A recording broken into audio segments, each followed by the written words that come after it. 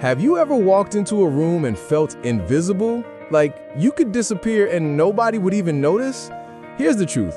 Being memorable has nothing to do with being the loudest person in the room. In fact, the people who get noticed most are often doing the complete opposite of what you'd expect. What if I told you that the secret to being unforgettable isn't about changing who you are? It's about understanding how people's brains work. Today, we're diving into 5 psychological hacks that make people notice you instantly. These aren't manipulative tricks. They're subtle shifts in how you show up that tap into the way our minds are wired to pay attention. And the best part? You can start using them today. Hit that like button and let's get into it. Number 1, the power of the pause. Think about the last conversation you had.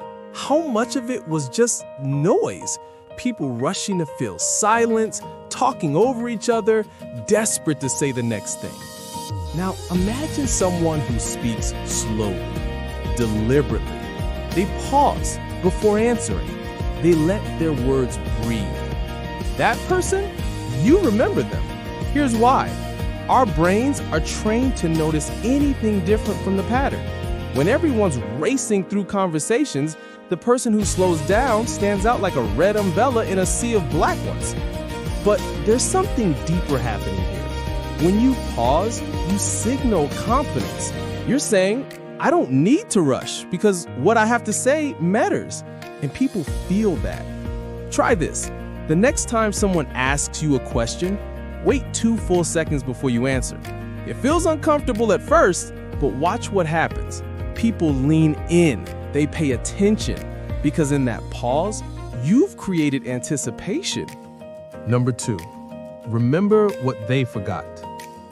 Here's a simple question. When was the last time someone remembered a tiny detail about you? Something you mentioned weeks ago in passing. It feels incredible, doesn't it? Like you actually matter. This is the second hack. Remembering the small things. Not just names, that's basic. I'm talking about their dog's name, the project they were stressed about, the coffee they ordered last time. Here's the psychology. We all walk around feeling a little invisible, wondering if anyone really sees us. When you prove that you were paying attention, you tap into something powerful, the human need to be seen. But here's the catch. This only works if it's genuine. Don't memorize details like you're studying for a test. Actually listen, actually care. Because people can feel the difference between someone checking a box and someone who truly remembers. Number 3, the art of strategic silence. This might sound like hack number 1, but it's different. And it might be the most powerful one on this list. Most people think being noticed means talking more, sharing more, filling every gap. But here's what actually happens. The person who speaks less often holds the most attention. Why? Because we're curious creatures. When someone doesn't immediately offer everything about themselves, we become fascinated. We want to know more. Think of it this way. A closed book is more intriguing than one with every page exposed. This doesn't mean being cold or distant. It means being intentional. Share, but don't overshare. Answer questions, but leave some mystery. Let people wonder about you. When you master strategic silence, you become a question mark in a world full of exclamation points. And questions, they stick in people's minds. Number 4, mirror with meaning. There's a famous psychological principle called mirroring, where you subtly match someone's body language, tone, or energy. And yes, it works, but most people do it wrong. They mimic like a copycat, and it feels fake. Here's the upgraded version. Mirror with meaning. If someone's excited, meet them with warmth, but in your own way. If they're sharing something vulnerable, slow down and soften your voice. Match their emotional energy, not just their gestures. Why does this work? Because it makes people feel understood. And when people feel understood, they remember you.